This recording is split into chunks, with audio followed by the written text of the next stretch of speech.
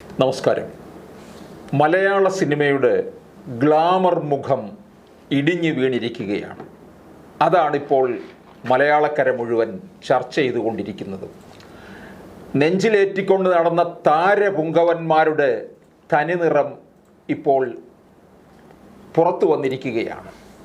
ഇങ്ങനെയും മുഖം മൂടി അണിഞ്ഞവരായിരുന്നോ നമ്മളുടെ മുന്നിൽ വേഷം കെട്ടി വെള്ളിത്തിരയിൽ വന്നത്? അവരുടെ കാപട്യം എത്രത്തോളം വലുതാണ്. എത്രയോ സ്ത്രീകളെ നശിപ്പിച്ച കുറേ നരാധമന്മാരെ കൊണ്ട് നിറഞ്ഞ ഇടമായി മാറിയോ മലയാള സിനിമ? ഹേമ കമ്മിറ്റി റിപ്പോർട്ടിലെ പ്രധാനപ്പെട്ട ഭാഗങ്ങൾ ഇപ്പോഴും മറച്ചു വെച്ചിട്ടില്ലേ? ഇതാണ് സംശയം. ശ്രീ ഷാജഹാൻ, ഇനിയും പല കാര്യങ്ങൾ പുറമേക്ക് വരാനില്ലേ? ഇല്ല വിജയാന്ത, ഇതിൽ നമ്മൾ ഇതിൻ്റെ ഒരു പശ്ചാത്തലത്തിൽ നിന്ന് നമ്മൾ തുടങ്ങണം എന്ന് എനിക്ക് തോന്നുന്നു. നമുക്കറിയാം, 2016 പിണറായി സർക്കാർ വന്നു. 2017 കേരളത്തിലൊരു പ്രമുഖ നടി വളരെ ഭീകരമായി പീഡിപ്പിക്കപ്പെട്ടു. ആ പീഡിപ്പിക്കപ്പെട്ടതിനെ തുടർന്ന് മലയാളത്തിൽ കുറച്ച് വനിതാ സംഘടനകളുടെ ഒരു കൂട്ടായ്മ ഉണ്ടായി. ആ കൂട്ടായ്മയെക്കുറിച്ച് ഞാൻ പറയുമ്പോൾ, ആ കൂട്ടായ്മയെ പരിപൂർണമായി അവർ ചെയ്ത എല്ലാ കാര്യങ്ങളും അവരെ പിന്തുണയ്ക്കുന്ന ഒരാളൊന്നും അല്ല ഞാൻ. എനിക്ക് അവരെക്കുറിച്ചിട്ട് വിമർശനങ്ങളുമുണ്ട്. പക്ഷേ ആ കൂട്ടായ്മ, അല്ലെങ്കിൽ വിമൻ ഇൻ സിനിമ കളക്റ്റീവ് എന്ന് പറഞ്ഞിട്ടുള്ള ആ കൂട്ടായ്മയോട് നമുക്കിപ്പോൾ നന്ദി ഉണ്ടാവണം എന്നാണ് എനിക്ക് സൂചിപ്പിക്കാനുള്ളത്. കാരണം ആ കൂട്ടായ്മ അന്നുണ്ടാവുകയും ആ കൂട്ടായ്മ ഗവൺമെൻറ്റിൽ ചെലുത്തിയിട്ടുള്ള സമ്മർദ്ദത്തെ തുടർന്നിട്ടാണ് ഈ ഹേമ കമ്മിറ്റി എന്ന് പറഞ്ഞിട്ടുള്ള ഈ റിപ്പോർട്ട്, ഈ ഹേമ കമ്മിറ്റി എന്ന് പറഞ്ഞ കമ്മിറ്റി രൂപീകരിക്കപ്പെട്ടത്. ആ കമ്മിറ്റിയുടെ രൂപീകരണത്തെ തുടർന്നിട്ടാണ് ഇപ്പോൾ നേരത്തെ വിജയനാഥ് പറഞ്ഞതുപോലെ ഈ സിനിമാ നടന്മാരുടെ, അല്ലെങ്കിൽ സംവിധായകരുടെ, അല്ലെങ്കിൽ നിർമ്മാതാക്കളുടെ മുതൽ പ്രൊഡക്ഷൻ കൺട്രോളർമാർ വരെ, അത് പറയുമ്പോൾ നമ്മളൊരു കാര്യം മനസ്സിലാക്കണം, ഇത് മുഴുവൻ ആളുകളെ കുറിച്ചിട്ടൊന്നും അല്ല പറയുന്നത്. മുഴുവൻ ആളുകളെ കുറിച്ചിട്ടല്ല എന്നുള്ളത് അവർ തന്നെ ഈ റിപ്പോർട്ടിൽ പറഞ്ഞിട്ടുണ്ട്, നമ്മൾ ചർച്ചയുടെ പറയുന്നത്. അതിലുള്ള ഒരു പ്രബല വിഭാഗത്തിൻ്റെ ഏറ്റവും അധാർമികവും ഭരണഘടനാ വിരുദ്ധവും ജനാധിപത്യ വിരുദ്ധവുമായിട്ടുള്ള ഏതാണ്ട് ഒരു 15-16 നൂറ്റാണ്ടിൽ നിലനിൽക്കുന്നത് പോലെയുള്ള അവരുടെ പ്രവർത്തനങ്ങൾ പുറത്തു വരാനിടയായത് എന്നുള്ളത് നമ്മൾ ആദ്യം തന്നെ പറയണം. ഇപ്പോൾ കഴിഞ്ഞ ദിവസം വിനു വിജയൻ അവിടെ നിന്ന് പറയുന്നുണ്ടായിരുന്നു, ഈ പീഡനത്തിന് 2017 പീഡനത്തിന് ഇരയായിട്ടുള്ള നടി പോലീസിൽ കൊണ്ടുവന്നൊരു പരാതി കൊടുത്തതാണ് യഥാർത്ഥത്തിൽ ഇതിൻ്റെ തുടക്കം. അത് പരാതി കൊടുത്തില്ലായിരുന്നെങ്കിൽ എന്താകുമായിരുന്നു എന്നുള്ളതാണ്. അപ്പോൾ അതിൽ ഞാനൊരു 2-3 സെൻറ്റൻസ്, ഈ ഹേമ കമ്മിറ്റി റിപ്പോർട്ടിൽ തുടങ്ങുന്ന 2-3 സെൻറ്റൻസുകൾ ഞാനൊന്ന് വായിക്കാം. അത് വളരെ പ്രസക്തമാണ്. അത് നേരത്തെ വിജയനാഥ് പറഞ്ഞതുമായി ബന്ധപ്പെട്ടിട്ടാണ്. അവർ പറയുന്നത്, sky is full of mysteries, വെച്ചാൽ ആകാശത്ത് ദുരൂഹതകൾ നിറഞ്ഞു നിൽക്കുന്നു. With the twinkling stars and the beautiful moon. അതായത് ആകാശത്തേക്ക് നമ്മൾ നോക്കുമ്പോൾ ഈ പറഞ്ഞതുപോലെ തിളങ്ങുന്ന നക്ഷത്രങ്ങളും സുന്ദരമായിട്ടുള്ള ചന്ദ്രനെയും നമുക്ക് കാണാമെങ്കിലും ആകാശത്ത് മുഴുവൻ ദുരൂഹതകളാണ്. But scientific investigation revealed that stars do not twinkle nor does the moon look beautiful. നക്ഷത്രങ്ങൾ തിളങ്ങിയതല്ല എന്നും ചന്ദ്രൻ സുന്ദരമായിട്ടുള്ള ഒരു ഇതല്ല എന്നും ശാസ്ത്രീയമായിട്ടുള്ള പഠനത്തിൽ നമ്മൾ മനസ്സിലായി. The study therefore cautions. ഈ പഠനം മുന്നറിയിപ്പ് നൽകുന്നത്, do not trust what you see, even salt looks like sugar എന്ന് പറഞ്ഞിട്ട് അവർ പറയുന്നു. As study progressed into the issues faced by women in film industry, it started revealing that glamour of the industry is just exterior glitter. അതായത് പുറമേക്കുള്ളൊരു പൊളപ്പ് മാത്രമാണ് ഈ വ്യവസായത്തിൻ്റെ glamour എന്നുള്ളതും. Hovering over the same, അതിന് പുറകിലുള്ളത് are dark clouds of distress and endured agony. അതായത് വിഷാദം, ഡിസ്ട്രസ്, ഇതിൻ്റെയൊക്കെ കറുത്ത മേഘങ്ങളായിരുന്നു. Which has been kept hidden from the outer world. ഇത് പറഞ്ഞുകൊണ്ടാണ് അവരവരുടെ റിപ്പോർട്ട് തുടങ്ങുന്നത്. ഈ റിപ്പോർട്ടിൽ നമുക്കറിയാം, മൊഴികൾ പിന്നെ ഈ പറഞ്ഞതുപോലെ വളരെ ഈ സ്വകാര്യതയെ ബാധിക്കുന്നതിലൊക്കെ എനിക്ക് വിമർശനങ്ങളുണ്ട്, അവിടെ നിൽക്കുന്നത്. അതെല്ലാം മാറ്റി വെച്ചിട്ട് ഇറങ്ങിയിട്ടുള്ളൊരു റിപ്പോർട്ടാണിത്.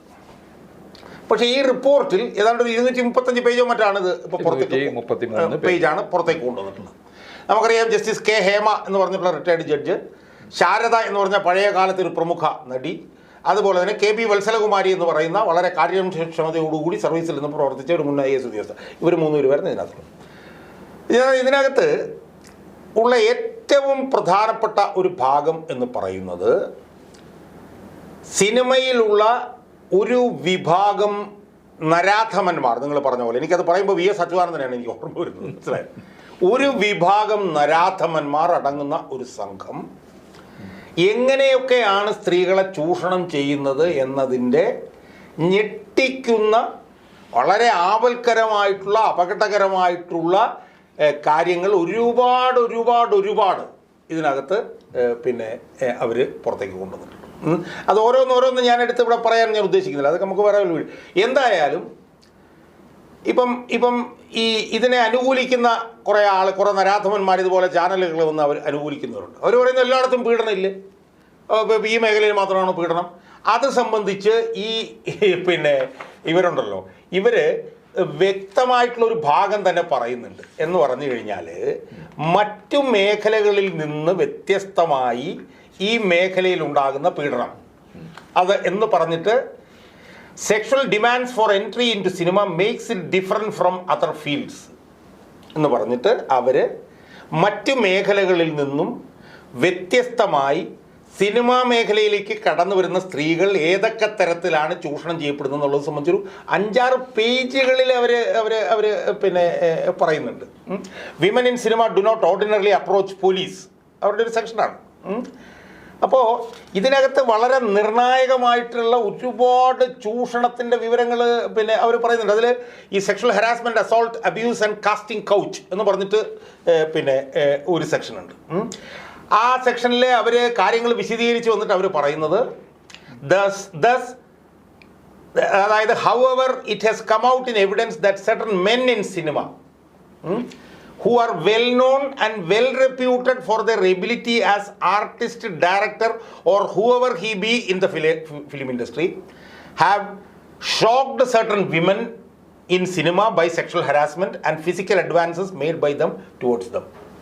എന്നിട്ട് പറയും, thus the major issue which the women face in film industry is sexual harassment. It is the worst evil which women in cinema face in the film industry. ഏറ്റവും ഭീകരമായിട്ടുള്ള സംഭവമാണ്.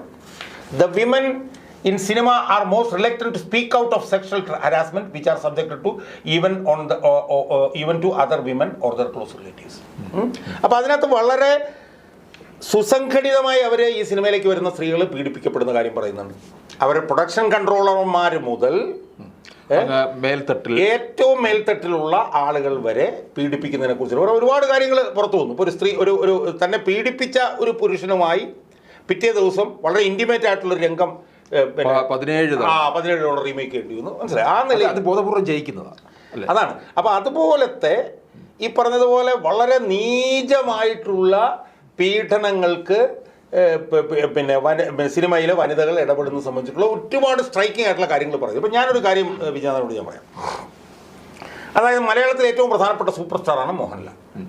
ഈ മോഹൻലാലുമായിട്ട് ഒരു ഇൻ്റർവ്യൂ ഉണ്ടായിരുന്നു, നേരെ ചൊവ്വേ എന്ന് പറഞ്ഞ മനോരമയിലെ ജോണി ലൂക്കോസ്. അതെ, 7 വർഷങ്ങൾക്ക് മുമ്പ്. അപ്പോൾ അതിലൊരു ഘട്ടത്തിൽ ഈ ജോണി ലൂക്കോസ് മോഹൻലാലിനോട് ചോദിക്കുന്നുണ്ട്, താങ്കളുമായി 3000 സ്ത്രീകൾ കിടപ്പറ എന്ന് സൂചിപ്പിക്കുന്ന എനിക്ക് ഓർമ്മയുണ്ട്, ഞാൻ കണ്ടത് 7 വർഷങ്ങൾക്കും. അപ്പൊ അന്ന് ആ 3000 സ്ത്രീകൾ താങ്കളുമായി ഇതുപോലെ ബന്ധപ്പെട്ടപ്പോൾ താങ്കൾ ഒരു ആഘോഷം വെച്ചു എന്ന് പറയുന്നുണ്ടല്ലോ. എന്ന് ചോദിക്കുമ്പോൾ 7 വർഷങ്ങൾക്ക് മുമ്പ് ഈ മോഹൻലാൽ എന്ന് പറഞ്ഞിട്ടുള്ള സൂപ്പർ സ്റ്റാർ എന്തുകൊണ്ട് വലിയ അഭിമാനം, ഭയങ്കര ഹർഷോന്മാദം അയാൾക്കുണ്ടായതുപോലെ അയാൾ കയ്യൊക്കെ ഇങ്ങനെ തിരുമിട്ട് പറയുന്നു, അത് തെറ്റാണ്, അത് 3000-ൽ കൂടുതലാണ് എന്ന് പറഞ്ഞിട്ട് അയാൾ ഗോസിപ്പ് എന്നൊക്കെ പറഞ്ഞത് തള്ളി പോകുന്നുണ്ടെങ്കിലും അത് സത്യമാണെന്നുള്ളത് അയാളുടെ ശരീരഭാഷ നമ്മളോട് ബോധ്യപ്പെടുത്തുന്നു. അപ്പോൾ എന്താ നമുക്ക് മനസ്സിലാക്കാൻ കഴിയുന്നത്?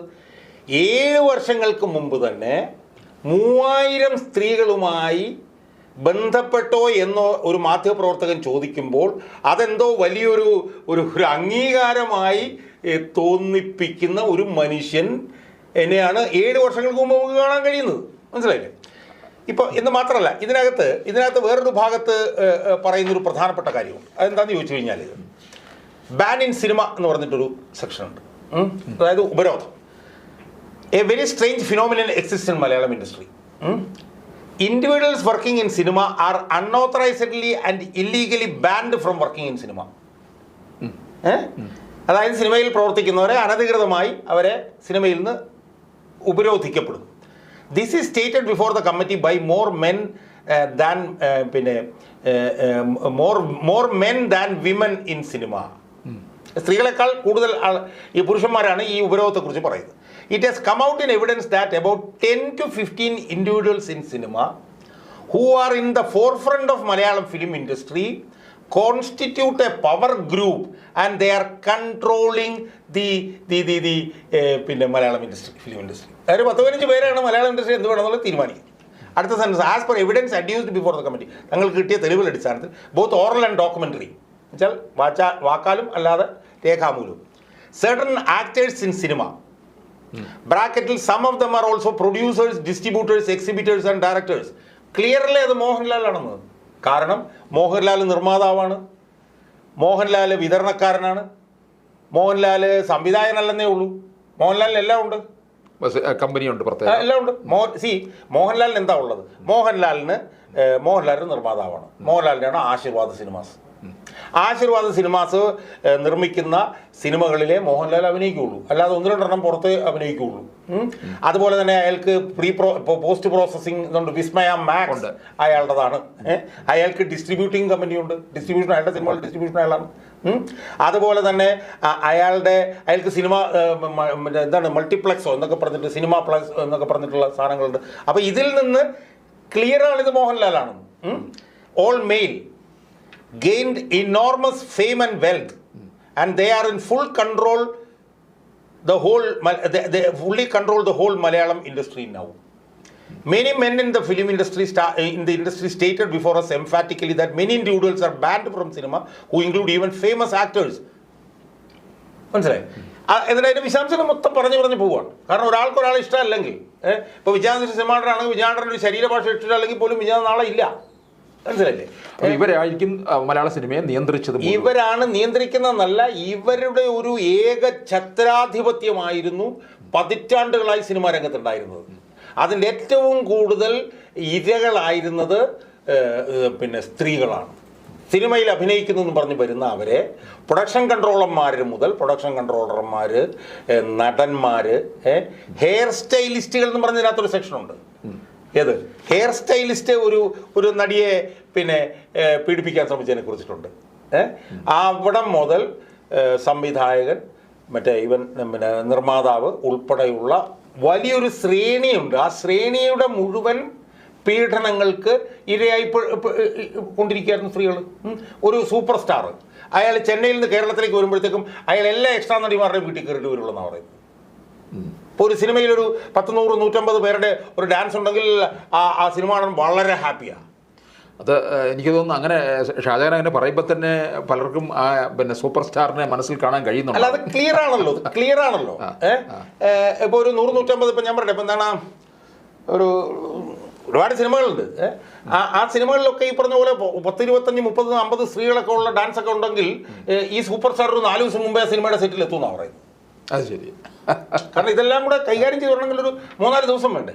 ആ നിലയിൽ ഉള്ള ഈ പറഞ്ഞ പോലെ തീർത്തും അപരിഷ്കൃതമായിട്ടുള്ള കാമഭ്രാന്തന്മാരാണ് ഈ മലയാള സിനിമയെ നിയന്ത്രിച്ചത്. എന്നാൽ ഇതിനകത്ത് ഈ റിപ്പോർട്ടിൽ തന്നെ പറയുന്നുണ്ട്, എന്താ പറയുന്നറിയാവോ? ഈ റിപ്പോർട്ടിൽ തന്നെ പറയുന്നുണ്ട് ഇതെല്ലാം എല്ലാവരെ കുറിച്ചിട്ടല്ല, നല്ലവരുണ്ട് എന്നല്ല, നല്ലവരെ കുറിച്ചിട്ട് വിശദമായിട്ട് ഒരു ഭാഗത്ത് പറയുന്നുണ്ട്. അതായത് ഒരു സംവിധായകൻ, ഒരു സിനിമാറ്റോഗ്രാഫർ, ഒരു പ്രൊഡ്യൂസർ, അവരുടെ സിനിമ സെറ്റിൽ എത്ര ഗംഭീരമായിട്ടാണ് ഈ കാര്യങ്ങൾ നടക്കുന്നത്. ഇപ്പോൾ ഇൻറ്റിമേറ്റ് സീനൊക്കെ ഉണ്ടെങ്കിൽ അതൊന്നും വേറെ ആരെയും കാണിക്കാതെ വളരെ രഹസ്യാത്മകമായി വളരെ ക്ലീൻ ആയിട്ട് ട്രാൻസ്പെറൻ്റ് ആയിട്ട് ചെയ്യുന്നവരുണ്ട്. അവരുടെ ഒന്നും സിനിമ സെറ്റുകളിൽ ഇതുപോലെ ഒന്നും സംഭവിക്കില്ല എന്ന് എടുത്തു പറയുന്നുണ്ട് ഹേമ കമ്മിറ്റി. അപ്പം ഇത് ചെയ്തവരെ ന്യായീകരിക്കാൻ വേണ്ടി പറയുന്ന 2 വാദമുണ്ട് വിജയനാഥ്. ഒന്നെന്താണ്, എല്ലാവരെയും സംശയത്തിൻ്റെ നിഴൽ നിർത്തിയിരിക്കുകയാണ്. അത് AK ബാലനും പിന്നെ സജി ചെറിയാനുള്ള പ്രവർത്തനം, അവരുടെ റോളിനെ കുറിച്ച് നമുക്കൊന്ന് ചർച്ച ചെയ്യണം. അവരൊന്നും എല്ലാവരെയും നിർത്തിയിട്ടില്ല, എല്ലാവരെയും ഈ സമിതി പിന്നെ സംശയത്തിൻ്റെ നിഴൽ നിർത്തിയിട്ടില്ല. ഒരു ചെറിയ വിഭാഗം എന്നാണ് പറയുന്നത്, മനസ്സിലായി? അതുപോലെ തന്നെ ഈ നരാധമന്മാർ പറയുന്നത്, ഞാനൊരു ചാനലിൽ ചെന്നപ്പോൾ ഒരു നരാധമൻ വന്നിരുന്നിട്ട് പറയുകയാണ്, എന്തുകൊണ്ട് ഈ സ്ത്രീകൾക്ക് പരാതി കൊടുത്തുകൂടാ?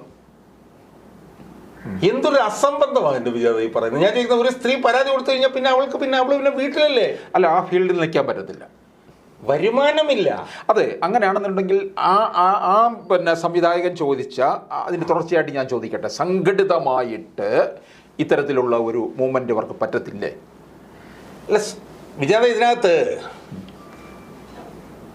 ഒരു വശത്ത് വലിയ ഒരു പ്രശസ്തി ആഗ്രഹിക്കുന്നുണ്ട്, പ്രശസ്തി നിൽക്കുകയാണ്. നിങ്ങളുടെ മുന്നിലുള്ള രണ്ട് ഓപ്ഷൻസ് എന്താ? ഇപ്പം ഇതിനകത്ത് കോൺട്രിബ്യൂട്ടിങ് എന്നൊക്കെ പറഞ്ഞിട്ടുള്ള സ്ത്രീകളെ കുറിച്ചിട്ട് പറയുന്നത്, കോപ്പറേറ്റീവ് ആയിട്ടുള്ള സ്ത്രീകൾ എന്നും പറഞ്ഞിട്ടുള്ള ഒരു ഭാഗമുണ്ട്. അതായത് സെക്ഷൽ ഡിമാൻഡ്സ് എല്ലാം കഴിഞ്ഞിട്ട് ഒരു ഭാഗത്ത് ഈ കോൺട്രിബ്യൂട്ടിങ് സ്ത്രീകളെ കുറിച്ചിട്ട് പറയുന്ന ഒരു ഭാഗമുണ്ട്. അപ്പോൾ ഒരു വശത്ത് നിങ്ങൾക്ക് വലിയ തോതിൽ ഈ പറഞ്ഞ പോലെ വലിയ പൊളപ്പനായിട്ടുള്ള compromise adjustment and casting couch എന്ന് പറഞ്ഞൊരു സെക്ഷൻ. അപ്പോൾ ഒരു വശത്ത് നിങ്ങൾക്ക് വലിയ തോതിലുള്ള പ്രശസ്തി, നിങ്ങൾ പെട്ടെന്ന് കോടീശ്വരന്മാരാവുന്നു, അതൊരു വശത്ത് നിൽക്കുന്നു. മറുവശത്ത് അങ്ങനെ ആകണമെങ്കിൽ ബേസിക് പ്രിമൈസ് എന്ന് പറയുന്നത് തന്നെ താഴെ നിന്ന് മുകളിൽ വരെ നിങ്ങൾ ഈ അഡ്ജസ്റ്റ്മെൻറ്റിനും കോംപ്രമൈസിനും തയ്യാറാവണം. അതെന്താണെന്നുള്ളത് നമുക്കറിയാം. എന്ന് പറഞ്ഞാൽ പ്രൊഡക്ഷൻ കൺട്രോളർമാരുടെ മുതൽ പ്രൊഡ്യൂസർ വരെയുള്ളവരുടെ ലൈംഗിക ആസക്തിക്ക് നിങ്ങൾ വിധേയമാകണം എന്നുള്ളത് ഒരു വശത്തും, മറുവശത്ത് നിങ്ങളതായാൽ നിങ്ങളെ കാത്തു നിൽക്കുന്നത് വലിയ പ്രശസ്തിയും ശതകോടികളുടെ പണവും. ഇതാണ് ഈ സ്ത്രീകളുടെ മുന്നിൽ നിൽക്കുന്ന രണ്ട് പ്രശ്നങ്ങൾ. മനസ്സിലായി? സ്വാഭാവികമായും നിങ്ങൾ ഇതിനെ നിങ്ങൾ എതിർത്താൽ നിങ്ങൾ പിന്നെ വട്ടപൂജ്യമാണ്, നിങ്ങൾ പിന്നെ മൂലയ്ക്കാണ്. അപ്പോൾ ഇതൊരു വലിയ പ്രശ്നമാണ്. ഇപ്പോൾ മോഹൻലാലിനൊക്കെ ഇഷ്ടപ്പെടാത്തൊരു നടിയെ ഇഷ്ടപ്പെട്ടില്ലെങ്കിൽ തീർന്നു, അവരുടെ പണി തീർന്നു. മനസ്സിലായി? മോഹൻലാലിൻ്റെ ഒരു സിനിമയിൽ അഭിനയിച്ചിട്ട് കഴിഞ്ഞാൽ ഒരു സ്ത്രീയുടെ, ഇപ്പോൾ മോഹൻലാലിനെ സംബന്ധിച്ചും അതൊക്കെ ആ കാലമൊക്കെ പോയി 6-7 വർഷമായി മോഹൻലാലിൻ്റെ ഏതെങ്കിലും ഒരു സിനിമ, ഇപ്പോൾ ലൂസിഫർ കഴിഞ്ഞിട്ട് നേരെ മറ്റോ സിനിമ മാത്രമാണ് വിജയിച്ചത്, ബാക്കിയെല്ലാം പൊട്ടിപ്പൊളിഞ്ഞ് പോകുന്നത് വേറെ കാര്യം. എന്നാൽ പോലും മോഹൻലാലിൻ്റെ ഒരു നായികയായിട്ടൊക്കെ ഒരു സ്ത്രീ വന്നു കഴിഞ്ഞാൽ അവർ രക്ഷപ്പെട്ടു പോയി. സ്വാഭാവികമായും അങ്ങനെ വരണമെങ്കിൽ കോംപ്രമൈസ്, അഡ്ജസ്റ്റ്മെൻറ്റ്, കാസ്റ്റിംഗ് കോച്ചിനൊക്കെ ഇത്തിരി നിന്നാൽ എന്താണ് കുഴപ്പം? അപ്പം ഇതിനകത്ത് തന്നെ മക്കളിങ്ങനെ പോകുന്നതിനെ ന്യായീകരിക്കുന്ന അമ്മമാരെ കുറിച്ചിട്ട് ഇതിനകത്ത് പരാമർശമുണ്ട്. അത് ഇങ്ങനെയൊക്കെ മക്കൾ ചെയ്യുമ്പോൾ അവരെ അതിനെ പ്രോത്സാഹിപ്പിക്കുന്ന അമ്മമാർ അതുണ്ട്. പക്ഷെ അത് പറയുമ്പോഴും പുരുഷന്മാരായാലും സ്ത്രീകളായാലും ബഹുഭൂരിപക്ഷം പേരും ഇതിൻ്റെ ഇങ്ങനെയുള്ളവരല്ല എന്നാണ് ഇവർ പറയുന്നത്. പക്ഷേ ആ ചെറു ന്യൂനപക്ഷമാണ് ഇത് നിയന്ത്രിക്കുന്നത് എന്നുള്ളതാണ് പ്രശ്നം. സ്ത്രീകളെ സംബന്ധിച്ചിടത്തോളം സ്ത്രീകൾ അല്ലാത്തവർക്ക് രക്ഷയില്ല. മനസ്സിലായില്ലേ? അപ്പം ഇതൊരു ഭയങ്കരമായിട്ടുള്ള പ്രശ്നമാണ്. ഇത് ഇങ്ങനെ നടന്നുകൊണ്ടിരിക്കുമ്പോഴത്തേക്കും ഇതിനകത്ത് ആരും ഒന്നും തൊടില്ല. എന്താ കാരണം? മമ്മൂട്ടി ആരാണ്? മമ്മൂട്ടി കൈരളി ചാനലിൻ്റെ ചെയർമാനാണ്. സ്വാഭാവികമായും കൈരളി ചാനലിൻ്റെ ചെയർമാനായിട്ട്. അതുകൊണ്ടാണ് ഞാൻ ഇത് വെച്ച് ഒരു കാര്യം ചോദിക്കാൻ വരികയായിരുന്നു. ഇത്രയൊക്കെ ഈ മൂടുപടം അഴിഞ്ഞു വീണ ഈ താരപുങ്കവന്മാരെ സർക്കാരിൻ്റെ ഔദ്യോഗിക പരിപാടികളിലൊക്കെ ഇനിയിപ്പോൾ ക്ഷണിക്കുമോ? ലക്ഷങ്ങൾ കൊടുത്ത് കൊണ്ടുവരുമോ? അല്ല, കഴിഞ്ഞ കേരളീയത്തിലൊക്കെ തന്നെ നമ്മൾ കണ്ടു. ഞാൻ അതിലേക്കൊക്കെ പോകുന്നതിന് മുമ്പ് ഈ കാര്യം ഞാനൊന്ന് തീർത്തോട്ടെ. കൈരളിയുടെ ചെയർമാനാണ് 2000 മുതൽ മമ്മൂട്ടി. സ്വാഭാവികമായും മമ്മൂട്ടിക്കെതിരെ CPM എന്ന് പറഞ്ഞ സംവിധാനം ഇനി രാജ്യസഭാ സീറ്റ് കുറെ കാലമായിട്ട് നോക്കിയിട്ടിരിക്കുന്ന ആളും കൂടെ ആണ്. മോഹൻലാലോ BJP ഗവൺമെൻറ് ഏറ്റവും പ്രധാനപ്പെട്ട ആളാണ്. കഴിഞ്ഞ ദിവസം ഏതോ RSSൻ്റെ ഒരു വലിയ നേതാവ് വന്നപ്പോഴത്തേക്ക് വീട്ടിൽ പോയി കിടന്ന ഒരു എഴുതിയം കണ്ടു. എന്തോ വിശ്വഭാരതി എന്നൊക്കെ പറഞ്ഞിട്ടൊക്കെ അയാൾ RSSൻ്റെ ഏറ്റവും അടുത്ത ആളാണ്. പിന്നെ മമ്മൂട്ടിയുടെ ഒരു ബിനാമിയാണെന്ന് ആരോപണം ഉന്നയിക്കപ്പെട്ടുള്ള ഒരാളുണ്ട്. അയാളുടെ പേര് ആൻഡോ ജോസഫ് എന്നാണ്. ആൻഡോ ജോസഫ് അയാൾ ആരാണ്? കോൺഗ്രസിലെ സാംസ്കാരിക മേഖലയുടെ ചെയർമാനാണ്. അപ്പോൾ എല്ലാ സൈഡും പാലില്ല. അപ്പോൾ ആരും ഒന്നും അനങ്ങത്തില്ല. മനസ്സിലായില്ല? ഇതിന് ഈ സാമ്പത്തികത്തിൻ്റെ ഒരു വിഷയമുണ്ട്. അത് നമുക്ക് വേറൊരു വീഡിയോ ആക്കാവുന്നതാണ് വേണമെങ്കിൽ. അപ്പോൾ ഇങ്ങനെ വരുമ്പോൾ ഇവരാരും അനങ്ങത്തില്ല. ഇനിയിപ്പോൾ സർക്കാരുമായി ബന്ധപ്പെട്ടിട്ടുള്ള കാര്യത്തിലേക്ക് നമുക്കൊന്ന് പറയാം. അപ്പോൾ വിളിക്കുമെന്നുള്ള ചോദ്യമാണല്ലോ വിജയാനന്ദ. ഞാൻ അതിനേക്കാൾ കുറച്ചുകൂടെ ബ്രോഡർ ആയിട്ടുള്ളൊരു കാര്യമാണ് ഞാൻ ചോദിക്കാൻ പോകുന്നത്. ഇപ്പോൾ സർക്കാരാണ് 2017 ഈ കമ്മിറ്റി കൊണ്ടുവന്നത്, ഹേമ കമ്മിറ്റി. ഇതുപോലൊരു കമ്മിറ്റി ഇന്ത്യയിൽ വേറെ ഉണ്ടായിട്ടില്ല. ഇത്ര സമഗ്രമായി പഠിക്കാനുള്ള ഒരു കമ്മിറ്റി ആണല്ലോ. ഈ കമ്മിറ്റി 2017 രൂപീകരിച്ചു. 2019 എൻ്റെ റിപ്പോർട്ട് കൊടുത്തു. ഏതാണ്ട് 1,05,00,000 രൂപ ഖജനാവിൽ നിന്ന് ഇതിനു വേണ്ടി മാറ്റിവെച്ചു. ഇത് ഏതാണ്ട് ഒരു 100-400 പേജുള്ള റിപ്പോർട്ടാണ് എന്നാണ് കേൾക്കുന്നത്. ഞാൻ ഇതിൽ പുറത്ത് പറയാവുന്നതാണ് ഇപ്പോൾ പുറത്ത് പറഞ്ഞിട്ടുള്ളത്. അതല്ലാതെ മൊഴികൾ, വാട്സാപ്പ് ചാറ്റുകൾ, പെൻഡ്രൈവുകൾ, വീഡിയോ ക്ലിപ്പിംഗ്സ് ഉൾപ്പെടെ ഉള്ള റിപ്പോർട്ടാണ് സർക്കാരിൻ്റെ കയ്യിൽ 5 വർഷമായി പൊടി പിടിച്ചിരിക്കുന്നത്. വളരെ സീരിയസ് ആയിട്ടുള്ളൊരു ക്രിമിനൽ നെഗ്ലിജൻസ് ഇതിനകത്തുണ്ട് എന്നാണ് ഞാൻ പറഞ്ഞു വരുന്നത്. എന്താണ് അതിനകത്തുള്ളത്? അതിനകത്തുള്ളതെല്ലാം ക്രൂരമായിട്ടുള്ള ലൈംഗിക ചൂഷണങ്ങളുടെ ഞെട്ടിക്കുന്ന തെളിവുകളാണ്. എന്ന് പറഞ്ഞാൽ മൊഴികൾ മാത്രമല്ല, digital evidence, moving videos, pendrives, digital WhatsApp chats, അതായത് ഈ സിനിമാടന്മാർ ലൈംഗിക ഭാഗങ്ങൾ സ്ത്രീകൾക്ക് അയച്ചിട്ടുള്ളത്, അങ്ങനെ ഒരുപാട് ഇപ്പം പറയാൻ പാടില്ലാത്ത നല്ല സാധനങ്ങൾ ഇരിക്കുകയാണ്. ഇവിടെ ഏറ്റവും പ്രധാനപ്പെട്ട വിഷയം എന്താ വിജയനാഥ്? ഇങ്ങനെയുള്ളൊരു സാധനം സ്റ്റേറ്റിൻ്റെ കയ്യിൽ കിട്ടിക്കഴിഞ്ഞാൽ സ്റ്റേറ്റ് ഒരു നിമിഷം പോലും താമസിക്കാതെ FIR ഇടുക എന്നുള്ളതല്ലാതെ സ്റ്റേറ്റിന് മുന്നിൽ വേറൊരു ഓപ്ഷൻ ഇല്ല. കാരണം ഇത് സംസാരിക്കുന്ന തെളിവാണ്. എന്താണ് ഇപ്പം എന്താണ് ഇവന്മാർ വന്നിട്ട് പറയുന്നത്? AK ബാലനും ഈ സജി ചെറിയാനോടൊക്കെ വന്നിട്ട് പറയുന്നത് എന്താണ്? പരാതിയില്ല എന്നാണ്. ശുദ്ധ അസംബന്ധവും ഏറ്റവും വലിയ ആന മണ്ടത്തരവും ഏറ്റവും വലിയ വിഡ്ഢിത്തരവുമാണ്. സജി ചെറിയാൻ ഇടയ്ക്ക് ചോദിച്ചല്ലോ എന്തിനാ ഇത്ര തിരക്ക് വയ്ക്കുന്നതെന്നാണ്. ഇപ്പം അയാൾ അവസാനം പറഞ്ഞിട്ടുണ്ട്, ഞങ്ങൾ സ്ത്രീകളുടെ കൂടെയാണ്, ഞങ്ങൾ സ്ത്രീ സുരക്ഷ. ഞാൻ പറഞ്ഞ ഉളുപ്പ്, ലജ്ജ, നാണം ഇതൊന്നും ഈ വൃത്തികെട്ടവന്മാർക്കില്ല. എന്താണ് 2016 ഇലക്ഷൻ പ്രചരണത്തിനിടയ്ക്കാണ് ജിഷ മരിച്ചത്. പെരുമ്പാവൂർ പങ്കുവച്ചു മരിച്ചപ്പോൾ സ്ത്രീ സുരക്ഷ മുദ്രാവാക്യമാക്കി. അതിനുശേഷം ഇച്ചിരൂടെ കടുപ്പിച്ചിട്ട് വിട്ടുവീഴ്ചയില്ലാത്ത സ്ത്രീ സുരക്ഷ എന്നാക്കി മുദ്രാവാക്യം. അച്യുതാനന്ദൻ എന്ന് പറഞ്ഞാൽ 101 വയസ്സുകാരൻ ജീവിച്ചിരിക്കുകയാണ്. അയാളാണ് നരാധമൻ എന്ന് പറഞ്ഞാൽ മരിച്ചിട്ടില്ല, ഇപ്പോഴും ജീവിച്ചിരിക്കുകയാണ്. എന്നിട്ട് ഈ വൃത്തികെട്ടന്മാർ ഇപ്പോഴും പറയുന്നറിയാമോ, ഞങ്ങൾ സ്ത്രീകളുടെ കൂടെയാണ്, സ്ത്രീ സുരക്ഷ കൂടെ. ഇവന്മാരെന്താ ചെയ്തത്? ഇപ്പോൾ ഒരു സ്ത്രീയെ ഒരാൾ പീഡിപ്പിച്ചു എന്ന് ഉള്ള മൊഴി സർക്കാരിന് കിട്ടിയാൽ ആ മൊഴി മതി വിജയനാഥ്. ആ മൊഴിക്ക് പകരം ആ സ്ത്രീ പരാതിയൊന്നും തരണ്ട. പരാതി തന്നാൽ കുറച്ചുകൂടെ കടുക്കത്തേ ഉള്ളൂ. അതിൽ FIR എടുക്കാം, ഉടനെ തന്നെ FIR എടുക്കണം. കാരണം ഒരു സ്ത്രീയെ ഒരാൾ പീഡിപ്പിച്ചു എന്നുള്ളതിൻ്റെ മൊഴി അവർ തരികയാണ്. അത് പുറത്തു പറയേണ്ട കാര്യമില്ല സർക്കാരിന്. എന്നിട്ട് ഇപ്പോൾ ഈ വൃത്തികെട്ടന്മാർ പറയുന്നത് എന്നാൽ പുറത്ത് പറയട്ടെ, ആരെങ്കിലും പരാതി തരട്ടെ. ഇവരൊക്കെ ഞാൻ പറഞ്ഞപ്പം സജി ചെറിയാൻ എന്ന് പറഞ്ഞാൽ പൊട്ടനാണ്, അയാൾ പൊട്ടനാണ്. നമുക്കെല്ലാം അറിയാമല്ലോ. മറ്റേ എന്താണ് കോപ്രായിത്തം, കുന്ത്രാണ്ടോ എന്നൊക്കെ പറഞ്ഞ് പോയവനാണ്. കുന്തവും കുടച്ചക്രം ആണല്ലോ, കുന്തവും കുടച്ചക്രം. എന്നാൽ AK ബാലൻ അതാണോ? അയാൾ നിയമമന്ത്രിയല്ലായിരുന്നോ? അയാൾ വന്നിട്ട് പറയുകയാണ് ഈ മൊഴിയൊന്നും സർക്കാരിന് കൊടുത്തിട്ടില്ല ഈ കമ്മീഷൻ റിപ്പോർട്ടിൽ. നീ എന്തൊരു അസംബന്ധം. അപ്പം ഞാൻ പറഞ്ഞു വരുന്നത്, ഇപ്പോൾ വിജയനാഥ് ഒരാളെ കൊന്നാൽ വിജയനാഥ് പരാതി കൊടുത്തില്ലെങ്കിലും state is bound to take action. കാരണം സ്റ്റേറ്റാണ് അതിനകത്ത് കക്ഷി. മനസ്സിലായോ? ഇപ്പോൾ വിജയനാഥ് ഒരാളെ കൊന്നു കഴിഞ്ഞാൽ വിജയനാഥിനെതിരെ കേസ് വരും. അതേസമയം വിജയനാഥ് എൻ്റെ അടുത്ത് 10 ലക്ഷം രൂപ കടം മേടിച്ചു, ഞാൻ വിജയനാഥിനെ പറ്റിച്ചു. വിജയനാഥ് പറയുകയാണ് ഷാജാൻ 10 ലക്ഷം കടം മേടിച്ചില്ല, ഞാൻ കേസ് എടുക്കുന്നില്ല എന്ന് പറഞ്ഞാൽ കുഴപ്പമില്ല. കാരണം വിജയനാഥ് അതിനകത്ത് വേണ്ട. പക്ഷേ വിജയനാഥ് ഒരാളെ കൊന്നാൽ വിജയനാഥ് വന്നിട്ട് ആരെങ്കിലും വന്നിട്ട് പറഞ്ഞാൽ ആ പ്രശ്നമില്ല, വിജയനാഥ് കൊന്നെങ്കിലും ആ പ്രശ്നമില്ല എന്ന് പറയാൻ പറ്റില്ല. കൊന്നാൽ അതിന് കേസെടുത്തേ പറ്റുള്ളൂ സ്റ്റേറ്റ്. അപ്പോൾ സ്വാഭാവികമായും ഇത്രയും സ്ത്രീകൾ പീഡിപ്പിച്ചു എന്നുള്ളതിനുള്ള അവരുടെ മൊഴികൾ, ഡിജിറ്റൽ എവിഡൻസ് ഇതൊക്കെ ഉണ്ടായിട്ടും സംസ്ഥാന സർക്കാർ അതിനുമേൽ അടയിരുന്നു എന്ന് പറഞ്ഞാൽ സംസ്ഥാന സർക്കാർ അതിനകത്ത് കക്ഷിയാണ്. അവർ അബറ്റ് അവരും കൂടെ കൂട്ടുപ്രതിയാണ് വിജയനാഥ്. ഈ ഇത്രയും പേജുകൾ ഇപ്പോഴും തമസ്കരിച്ച് നിർത്തിയിരിക്കുകയാണ്. എന്നിട്ട് ഇപ്പോൾ പറയുന്നത് എന്താണ്? അത് രഹസ്യം. രഹസ്യം എന്ന് പറഞ്ഞാൽ എന്താണ് രഹസ്യം? ഞാൻ പറഞ്ഞ പോലീസ് ഇൻവെസ്റ്റിഗേഷൻ നടത്താൻ രഹസ്യാത്മകത പ്രശ്നമാണോ? ഇപ്പം ഞാൻ പറയട്ടെ, ഇപ്പം ഞാനൊരു വക്കീലാണ്. ഞാനൊരു സ്ത്രീയുടെ സ്ത്രീപീഡന കേസിൽ ഞാൻ കോടതിയിൽ റിട്ട് കൊടുത്തപ്പോഴത്തേക്കും ആ സ്ത്രീക്ക് വേണ്ടിയിട്ടാണ് ഞാൻ വാദിക്കുന്നത്. അവരുടെ പേരിൻ്റെ അവിടെ XX എന്നാണ് എഴുതുന്നത്. പുറത്തു പറയാൻ പാടില്ല പേര്. മനസ്സിലായി? അപ്പോൾ ചൂഷണം ചെയ്ത സ്ത്രീയുടെ പേര് പുറത്ത് പറയേണ്ട കാര്യമില്ല. ചൂഷണം ചെയ്ത സ്ത്രീകൾ പരാതി കൊടുക്കേണ്ട കാര്യവുമില്ല. It is the bound and constitutional duty of the state to initiate action. അപ്പോൾ അത് ചെയ്തില്ല എന്ന് പറയുമ്പോൾ ആ ചെയ്യാത്തവന്മാരെ ന്യായീകരിക്കുകയാണ് ഇവന്മാർ. ഇപ്പോൾ ഉദാഹരണത്തിന് ഇവിടെ ഒരുത്തിന് ഇരിപ്പില്ലേ മന്ത്രിയായിട്ട്, ആരാണവൻ? അവനല്ലേ ഒരു സ്ത്രീയെ ഏറ്റവും ഭീകരമായിട്ട് പീഡിപ്പിച്ചിട്ട് ആ സ്ത്രീ അടിച്ച് മോന്ത പൊട്ടിച്ചു എന്ന് പറഞ്ഞ് സ്വന്തമായി മോന്ത പൊട്ടിച്ചു, അടിച്ച് പൊട്ടിച്ചിട്ട് ഭാര്യയെ പൊട്ടിച്ചു എന്ന് പറഞ്ഞ് കേസ് കൊടുത്തവൻ ഇവിടുത്തെ മന്ത്രിയാണ്, ട്രാൻസ്പോർട്ട് മന്ത്രിയാണ്. കൈരളി ചാനലിൻ്റെ ചെയർമാനാണ് മമ്മൂട്ടി. മോഹൻലാൽ മറ്റേതാണ്. മനസ്സിലായി? മുകേഷ്, ആരാണ് മുകേഷ്? മുകേഷിൻ്റെ ഭാര്യ എത്ര ഭീകരമായിട്ട് മുകേഷിനെതിരെ വന്നതാണ്. മറ്റേ ഇവരുടെ പേരെന്താണ്? സരിത. മനസ്സിലായി? അപ്പോൾ ഈ സ്ത്രീ പീഡകരാണ്, സ്ത്രീ പീഡകർക്ക് കൂട്ടുനിൽക്കുന്നവന്മാരാണ്, സ്ത്രീ പീഡകർക്ക് സ്ത്രീ പീഡനം ചെയ്യാൻ എല്ലാ സൗകര്യം ചെയ്തു കൊടുക്കുന്ന പിമ്പുകളാണ് ഇവിടുത്തെ ഭരണകൂടം. ഈ റിപ്പോർട്ട് വന്ന് ഇത്രയും കാര്യങ്ങൾ പുറത്തു വന്ന സ്ഥിതിക്ക് സിനിമാ മേഖല ഇനിയും സംശുദ്ധീകരിക്കപ്പെടും എന്ന് തോന്നുന്നുണ്ടോ?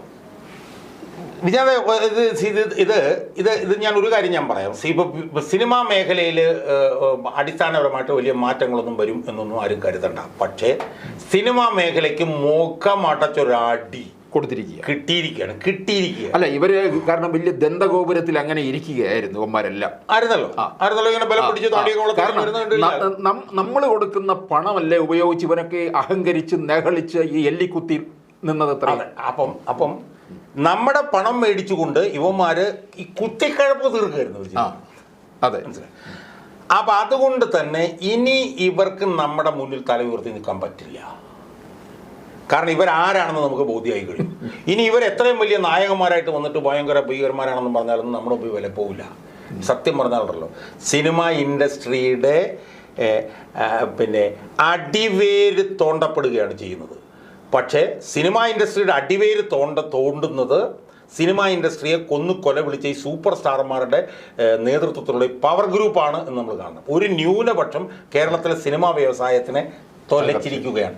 അവരുടെ ഈ ഇൻസാഷ്യബിൾ ആയിട്ടുള്ള ഈ ഒരു ലൈംഗിക ആസക്തിയുള്ള കാമഭ്രാന്ത്, ആ കാമഭ്രാന്ത് പൂർത്തീകരിക്കാൻ വേണ്ടി അവർ സിനിമാ മേഖലയെ അവർ കൊന്നിരിക്കുകയാണ്.